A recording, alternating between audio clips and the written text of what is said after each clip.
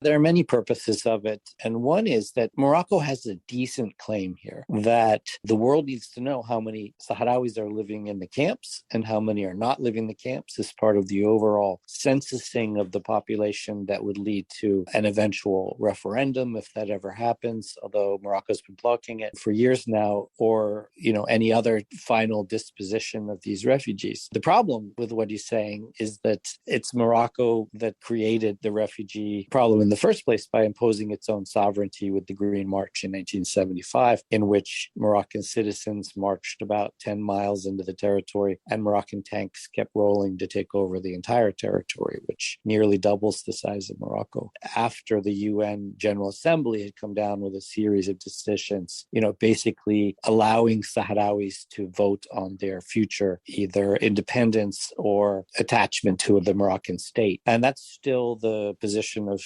close to 90 countries in the world, that Sahrawis have a right to decide their own future, even though Morocco has a right to point out that the conditions of the people in the camps should be a concern of the United Nations. Although, of course, Morocco doesn't support them. That population is supported by Switzerland and Spain and Scandinavian countries and Algeria and others, and have been for decades. I wouldn't call it catastrophic. Sometimes it's catastrophic when there's flooding. And I've been involved in humanitarian relief there when conditions get really bad. They're seriously affected by climate change and will continue to be so, but they're living there by choice, and the Moroccans have excluded them by choice. So it's not exactly primarily Morocco's role here to point out how badly these refugees are living, but it is something that should be concern of everybody, including the United Nations. After this long period of no solution, is there a compromise that could bridge the gap between Algeria and Morocco on that conflict? Well, I and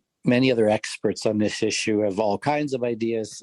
My favorite one, which both sides have rejected because I've told them at the highest levels, is some kind of power sharing. I mean, if there ever is a political deal on the issue, some sort of arrangement where Morocco would be involved in the defense of the territory, maybe possibly their currency, and the macroeconomic situation or some international affairs of the territory. But the Sahrawis would fully control their own territory in terms of services and policies, et cetera, et cetera. I mean, there's some sort of power sharing deal you could have. I used to think it could be done under the aegis of the Maghreb Union, and have the Maghreb Union and other states guaranteeing the rights of the citizens and the overall status of the state. But neither side likes that proposal, even though I think it's the best. As one former UN envoy told me once, it basically, he says, comes down to the flag and the postage stamp. And what he meant is each side wants sovereignty or nothing. So in that sense, it's kind of a zero-sum situation. I think both sides are trying to outlast the other. Of course, the Sahrawis removed the